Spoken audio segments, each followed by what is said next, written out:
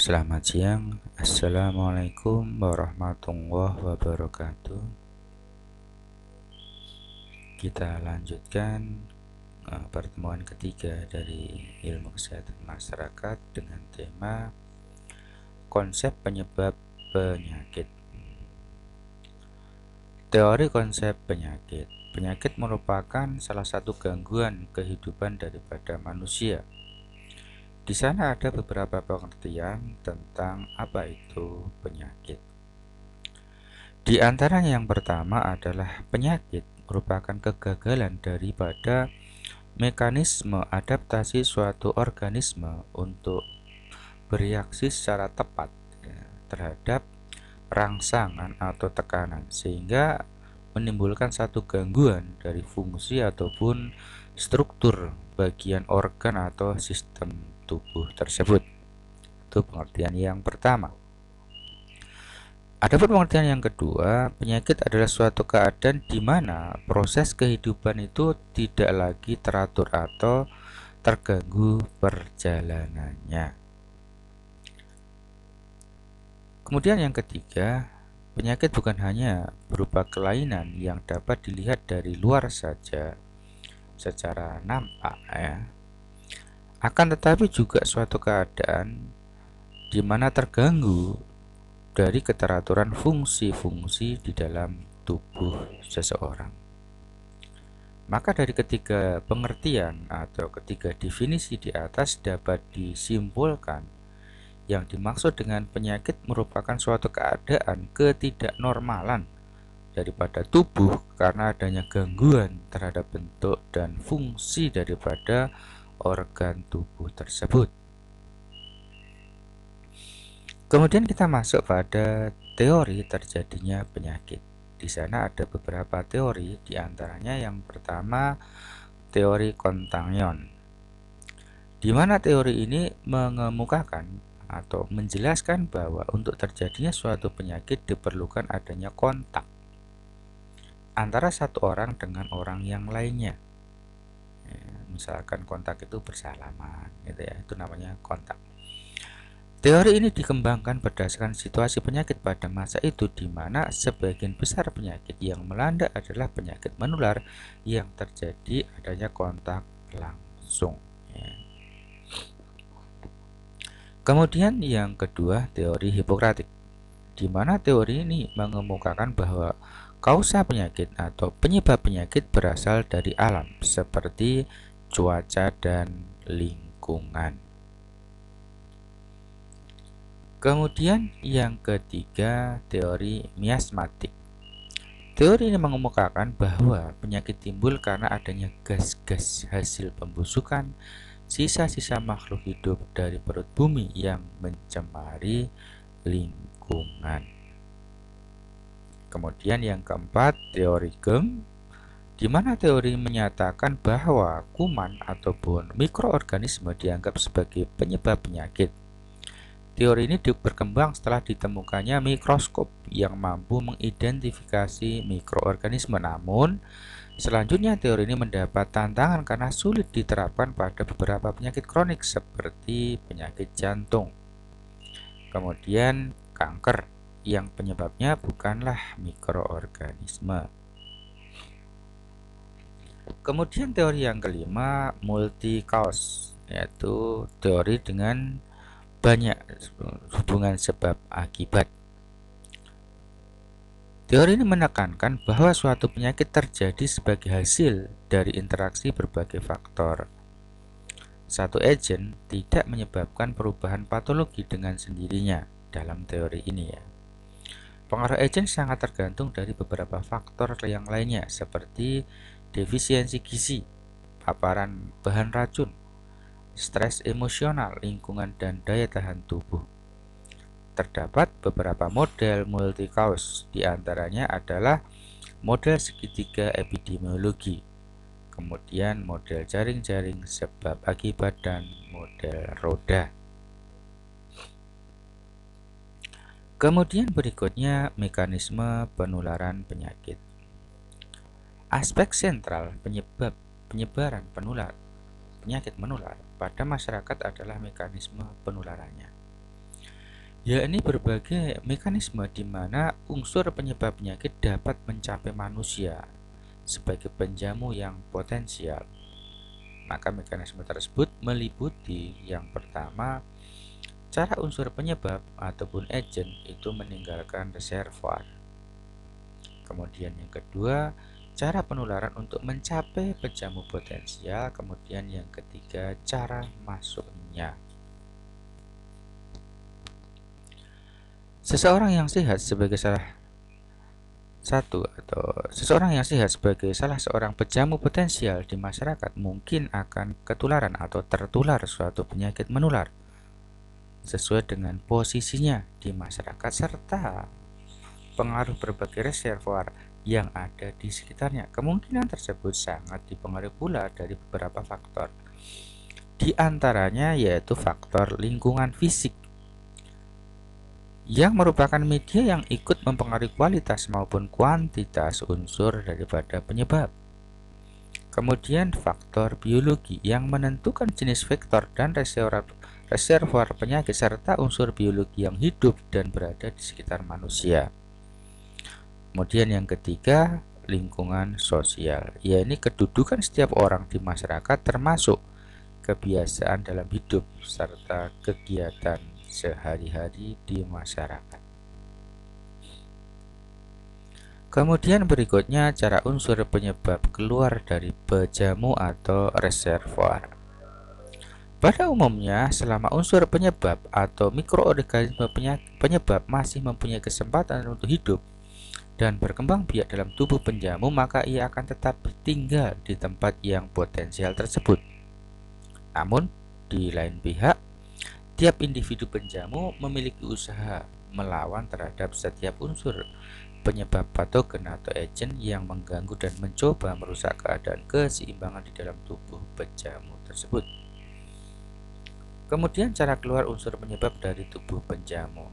Yang pertama, melalui konjungtif yang biasanya hanya dijumpai pada beberapa penyakit mata seperti trachom dan yang lainnya. Kemudian yang kedua, melalui saluran nafas, hidung dan tenggorokan dalam bentuk droplet sewaktu reservoir atau penderita bicara, bersin ataupun batuk, atau melalui udara pernafasan. Cara ini sering dijumpai pada penyakit TBC, tuberkulosis, difteri, influenza, campak, dan yang lainnya. Kemudian yang ketiga, melalui pencernaan, baik bersama ludah, kemudian muntah maupun bersama tinja, umpamanya pada penyakit kolera, tifus, ya, pada beberapa jenis cacing juga terjadi. Kemudian melalui saluran urogenital yang biasanya bersama-sama dengan urin ataupun zat yang lain keluar melalui saluran tersebut, umpamanya pada penyakit hepatitis. Kemudian yang kelima, melalui luka pada kulit ataupun mukosa seperti pada penyakit sifilis, frambusia, dan yang lainnya. Secara mekanik seperti suntikan atau gigitan pada beberapa penyakit tertentu antara lain malaria, filariasis, hepatitis, dan yang lainnya. Peristiwa keluarnya unsur penyebab penyakit dari penjamu tidak semudah dan sesimpel atau sesederhana seperti yang sering diperkirakan orang pada umumnya. Sebagai contoh, pada penyakit sifilis, pada umumnya keluar melalui alat kelamin pada saat kontak langsung atau saat berhubungan, kecuali bila terjadi proses biologi tertentu.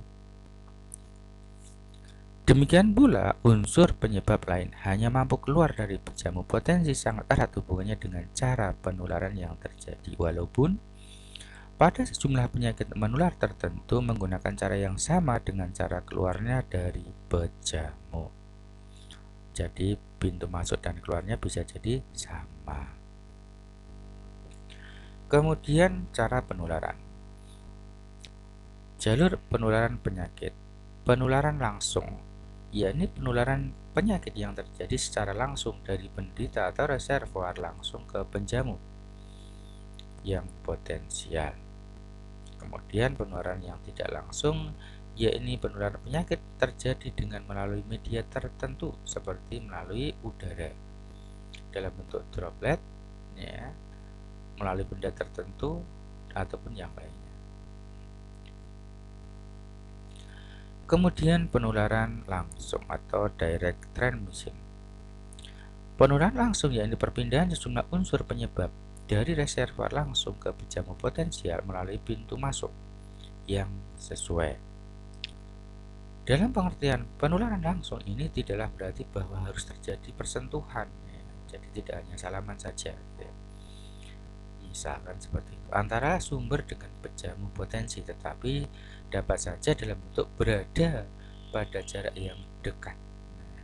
Jadi tidak salaman tapi mungkin berdekatan, umpamanya pada penularan dengan droplet, ya. droplet nukli, atau pada persentuhan dengan sumber penularan tanah pada cacing tambang atau pada berbagai spora dan jamur pada benda maupun pada tumbuhan. Penularan langsung dari orang ke orang, misalnya penyakit sifilis, penyakit AIDS, ini terkait dengan kelamin. Kemudian penularan langsung dari binatang ke orang, misalkan rabies, ya, biasanya dari anjing ke manusia. Kemudian penularan dari tumbuhan ke orang, misalnya penyakit yang disebabkan oleh jamur atau fungi. Penularan dari orang ke orang melalui kontak benda, misalkan cacing tambang ataupun juga cacing kremi.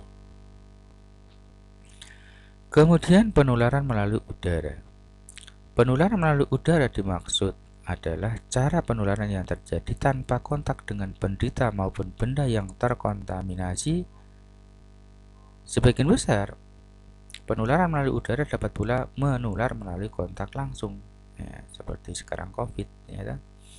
Namun tidak jarang penyakit yang sebagian besar penularannya adalah karena menghisap udara yang mengandung unsur penyebab atau mikroorganisme penyebab.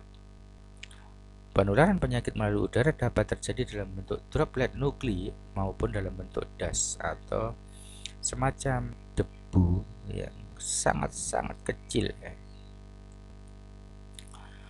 Droplet nukli yang keluar melalui mulut atau hidung baik waktu batuk ataupun bersin maupun waktu bicara atau bernafas mempunyai ukuran yang berbeda-beda.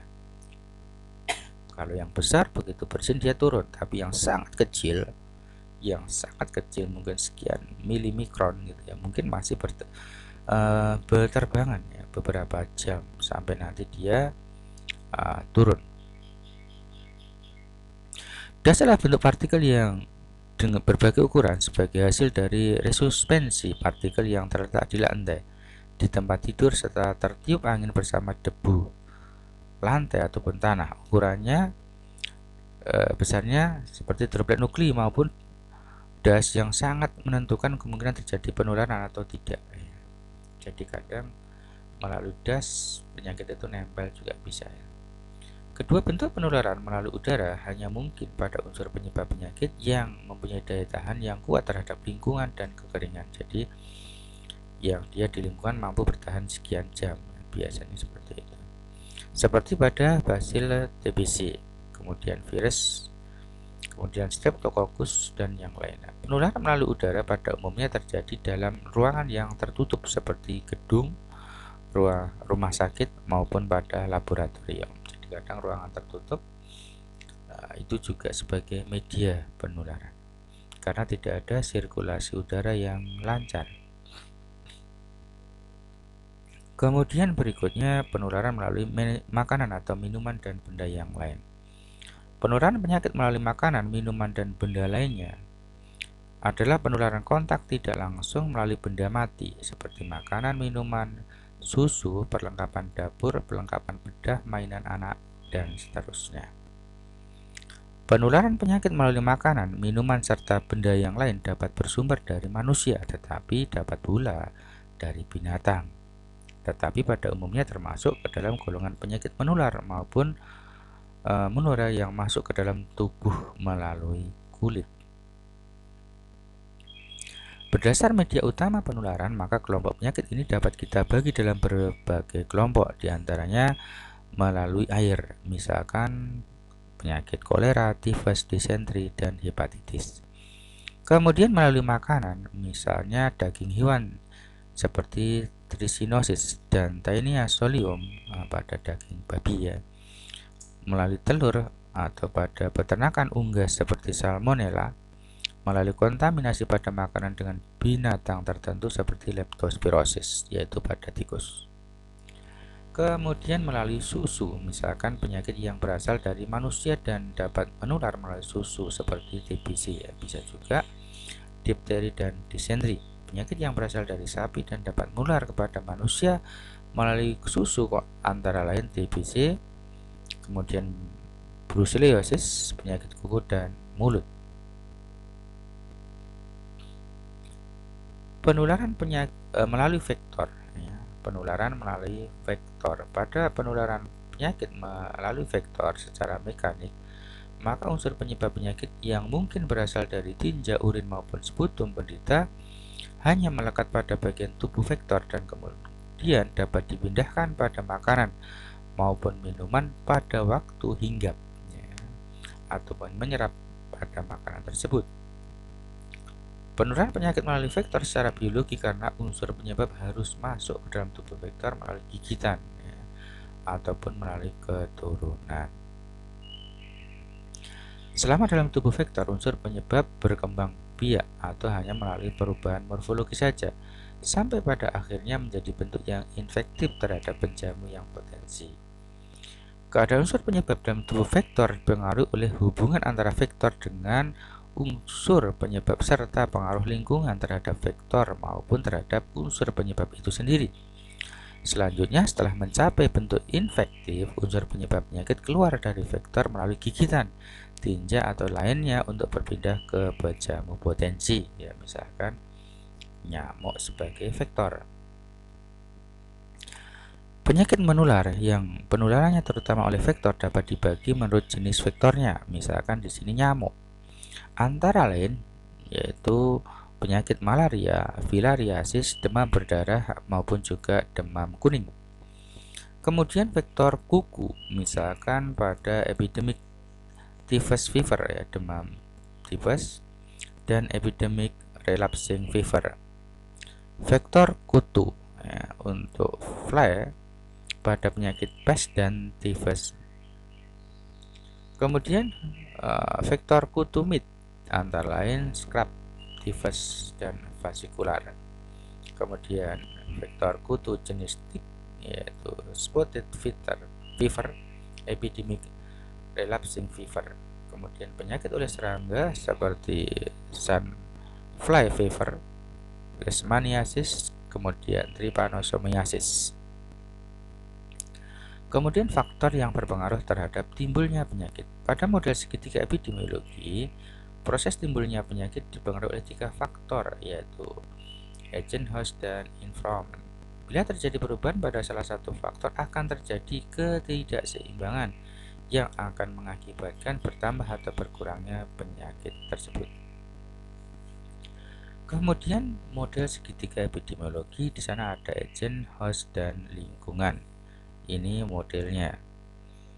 Kemudian ini adalah model yang sehat ya.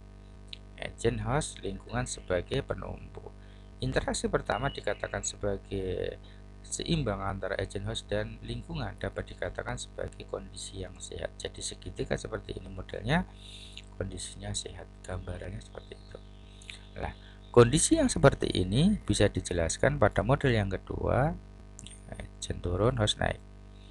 Interaksi kedua dapat dikatakan bahwa agent mendapat kemudahan untuk menimbulkan penyakit pada host, contoh pada mutasi pada virus influenza, seperti pada flu burung ataupun flu babi, sehingga populasi belum mengenai dan belum mempunyai kekebalan terhadap strain virus tersebut. Ya, kalau sekarang misalkan virus delta ya. Bila terinfeksi, sebagian besar masyarakat akan sakit dan keseimbangan terganggu ya pada tubuhnya sehingga menjadi sakit. Kemudian host peka terhadap penyakit ya, maka ini naik, ini turun. Interaksi ketiga dikatakan bahwa host lebih peka terhadap penyakit. Contoh, bila jumlah penduduk muda ataupun proporsi jumlah penduduk balita bertambah besar, maka sebagian besar populasi menjadi lebih peka terhadap penyakit, terutama pada bayi dan balita. Kemudian bentuk berikutnya yang keempat, ya. Ini ada pergeseran lingkungan, ya, ada pergeseran lingkungan. Interaksi keempat adalah terjadi pergeseran kualitas lingkungan sehingga memudahkan agen memasuki tubuh host dan menimbulkan penyakit. Contoh adalah banjir yang menyebabkan air kotor yang mengandung kuman, kemudian berkontak dengan masyarakat sehingga agen lebih mudah masuk menginfeksi masyarakat yang terkena banjir. Kemudian berikutnya yang kelima, sama masih terjadi perubahan pada lingkungan. Di sini interaksi yang kelima, adanya pergeseran kualitas lingkungan yang menyebabkan host memperberat keseimbangan. Contoh, terjadi pencemaran udara dengan SO2 yang menyebabkan saluran udara paru menyempit, tetapi mengakibatkan paru-paru kekurangan oksigen sehingga host menjadi lemah dan timbul kelainan pada paru-paru. Kemudian yang berikutnya model jaring-jaring sebab akibat atau the web of causation. Suatu penyakit tidak tergantung pada suatu sebab saja yang berdiri sendiri, melainkan sebagai akibat dari serangkaian proses sebab akibat. Dengan demikian, timbulnya suatu penyakit dapat dicegah atau dihentikan dengan memotong rantainya. Misalkan ini adalah penyakit X. Penyakit X disebabkan oleh faktor 1 dan faktor 2. Faktor 1 disebabkan oleh faktor 3, 4, 5, dan seterusnya, ya. Inilah yang dimaksud dengan the web of causation, jaring-jaring sebab akibat. Tidaklah satu penyakit disebabkan, melainkan banyak faktor dan saling terkait. Nah, ini contohnya, ya. Kejadian pneumonia pada bayi misalkan disebabkan karena daya tahan tubuh yang kurang bagus, bisa karena mikroorganisme. Di sini daya tahan yang kurang bagus disebabkan mungkin usianya, mungkin imunitasnya, pemberian ASI, gizi disebabkan oleh pelayanan kesehatan, kemudian ini disebabkan oleh pendidikan, pengetahuan, dan ekonomi, dan seterusnya. Ya, tidaklah disebabkan oleh satu faktor, tetapi memang menjadi suatu mata rantai tersendiri sehingga berdampak terhadap terjadinya penyakit tersebut. Pneumonia disebabkan oleh beberapa faktor yang saling mempengaruhi, yaitu berat badan lahir bayi rendah, misalkan di bawah 2,5 kg, pemberian ASI yang tidak eksklusif, ASI eksklusif selama 6 bulan, tidak lengkap imunisasi terutama BCG, DPT, dan campak, ini diberikan sebelum anak usia 1 tahun. Pemberian vitamin A tidak adekuat, tidak benar atau tidak sahih, pemberian makanan tambahan terlalu dini pada bayi. Nah, ini ASI eksklusif 6 bulan itu harusnya tanpa tambahan makanan apapun, ya, hanya sejak lahir sampai usia 6 bulan itu hanya ASI. Nah, itu baru dikatakan ASI eksklusif tanpa tambahan makanan apapun. Baru setelah 6 bulan nanti dikenalkan dengan bubur yang sangat lembut, begitu bertahap sampai nanti ke nasi setelah usia mendekati lebih dari 1 tahun. Dalam model roda diperlukan identifikasi dari berbagai faktor yang berperan dalam timbulnya penyakit dengan tidak menekan pada pentingnya faktor agen saja. Yang penting adalah hubungan antara manusia dan lingkungan hidup, baik itu fisik, biologi, maupun sosial. Besarnya peran masing-masing lingkungan bergantung pada penyakit yang bersangkutan. Misalnya peran lingkungan sosial sangat berperan, itu menyebabkan stres.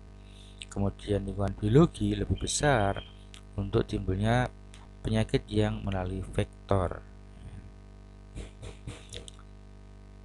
Nah, ini sebagai contoh, ya. Di tengahnya inti genetik keturunan, agak sedikit keluar yaitu penjamu, dan yang paling luar adalah lingkungan.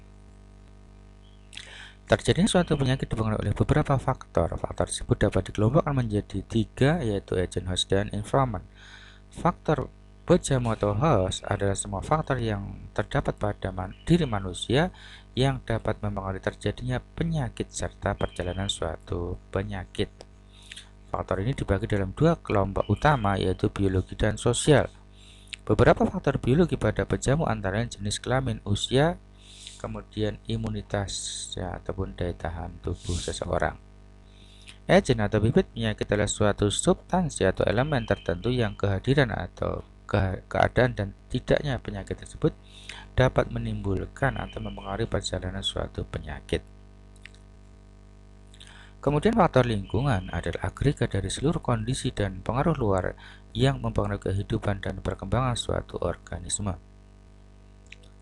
Kemudian suatu faktor dapat dibedakan sebagai penyebab penyakit bila memenuhi kriteria kausalitas, ya dikatakan di sana seperti itu. Kriteria kausalitas ini merupakan kriteria yang menunjuk adanya hubungan kausalitas antara paparan dan penyakit berdasarkan bukti dari berbagai penelitian. Seperti kriteria Hill, misalkan kekuatan hubungan atau asosiasi. Semakin kuat suatu hubungan paparan dan penyakit, semakin kuat pula keyakinan bahwa hubungan tersebut bersifat kausal. Kemudian konsisten, semakin konsisten hasil suatu penelitian dengan penelitian yang lain yang dilakukan pada populasi dan lingkungan berbeda, maka semakin kuat hubungan tersebut. Kemudian berikutnya spesifisitas, semakin spesifik efek paparan, semakin kuat hubungan kausalitas. Hubungan temporal, hubungan kausal harus menunjukkan urutan waktu yang jelas, yaitu antara paparan harus mendahului sebelum terjadinya penyakit. Kemudian efek dosis atau dose respon, perubahan intensitas paparan yang selalu diikuti oleh perubahan frekuensi penyakit akan menguatkan kesimpulan hubungan kausalitas. Kemudian kredibilitas biologi suatu hipotesa, keyakinan hubungan kausal antara paparan dan penyakit semakin kuat bila ada dukungan pengetahuan biologi. Kemudian koherens bukti, sebagai koherens dengan pengetahuan tentang riwayat alamiah penyakit, semakin kuat keyakinan hubungan kausal antara paparan dan penyakit. Kemudian bukti eksperimen, dukungan temuan riset eksperimen akan memperkuat kesimpulan hubungan kausal antara paparan dan penyakit. Kemudian analogi, bila hasil penelitian mendukung hal yang ditemukan dalam penelitian lain, hubungan kausal menjadi lebih kuat. Demikian materi yang bisa kita sampaikan. Kita beralih ke forum tanya jawab. Selamat siang, assalamualaikum warahmatullahi wabarakatuh.